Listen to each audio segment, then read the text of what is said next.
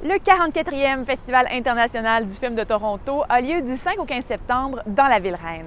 Alors j'ai pour vous des recommandations de films canadiens à ne pas manquer. Tu t'embarques dans quelque chose de pas mal plus gros que tu penses, ma petite fille. Dans Antigone, Sophie de Raspe actualise la tragédie grecque de Sophocle, mais dans Montréal aujourd'hui. Antigone est ici une adolescente québécoise arrivée d'Algérie à l'adolescence. Quand son frère aîné meurt d'une erreur policière et que le cadet est menacé de déportation, Antigone va tout risquer pour sauver sa famille. Le film repose sur les épaules de Naïma Ricci, une actrice nommée étoile montante par le festival cette année.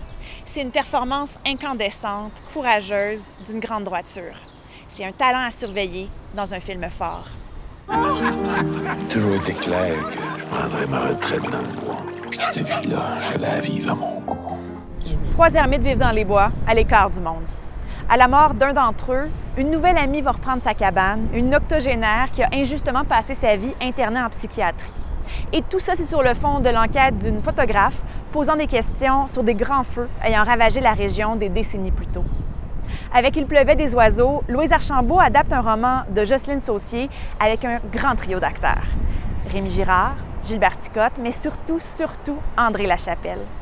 À 87 ans, la grande dame du théâtre québécois a annoncé que ce serait son dernier rôle au cinéma. Un grand cadeau pour elle, mais aussi pour nous.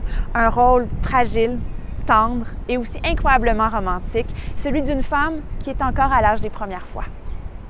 C'est qui, lui? Un gars, mon atelier? Un blanc? Ouh, un blanc! Dans le roman Kwesipan, l'autrice Naomi Fontaine faisait le portrait de la vie sur une réserve autochtone, accumulant les observations sur les gens, les habitudes, le quotidien. Dans le film de Myriam Véro, l'adaptation focus sur deux amies depuis toujours, deux adolescentes.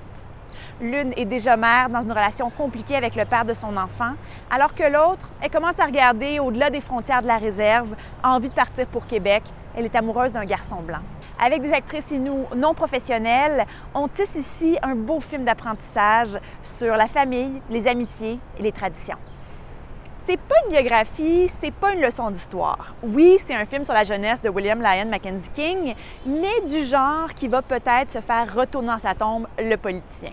C'est un film hilarant, audacieux, qui se permet toutes les fantaisies avec les personnages, les faits historiques, tourné en studio dans une espèce de décor en papier mâché. La vraie question ici, c'est de savoir si Mackenzie King, d'une part, va réussir à vaincre la compétition en politique, mais surtout, s'il pourra vaincre ses pulsions charnelles pour les chaussures de femme.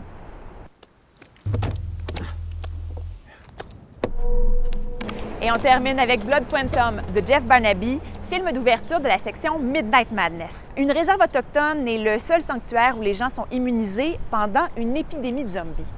Alors quand les Blancs des villages voisins demandent asile, la communauté doit décider si elle est prête à prendre le risque.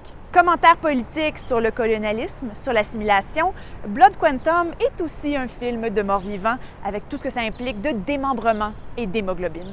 Bon festival!